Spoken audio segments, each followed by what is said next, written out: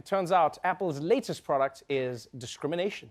Back now with allegations of gender bias against Apple over its new credit card. Apple calls it simple and secure. A credit card created by Apple, not a bank.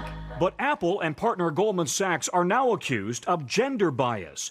Software developer and millionaire David Heinemeier Hansen says he and his wife share assets and income.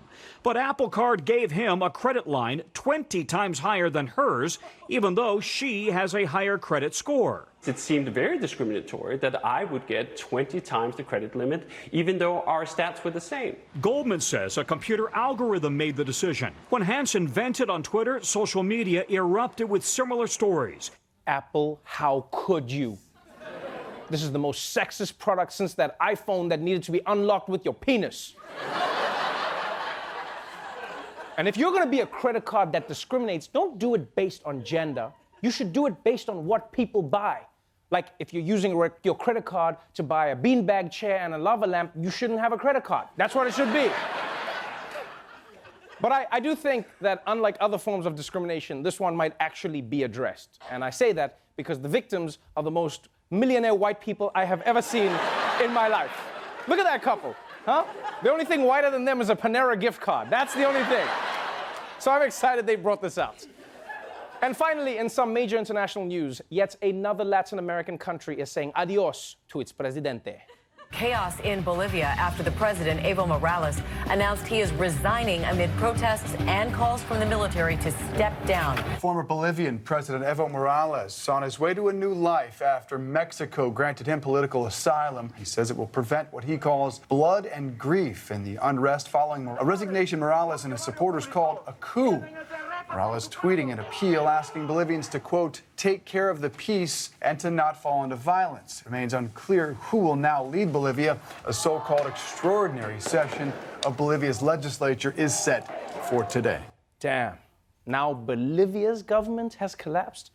Right now, South American countries are more chaotic than the second day at every Jurassic Park. It's like, I can't believe this happened a third time! Ah! But what's interesting about this story is that unlike other countries in the region where leaders have been ousted, Bolivia has been doing well, right? The economy has been booming, poverty is down, income inequality is declining. So the question is, why did President Morales get pushed out of office?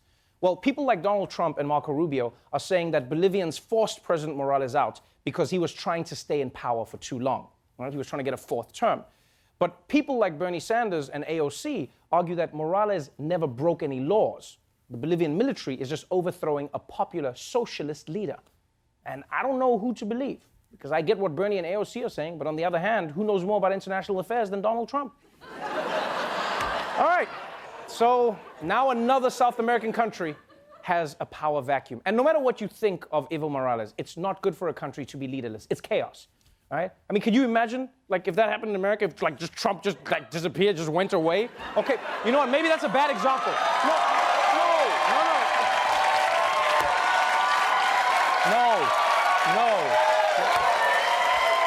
Any other country then.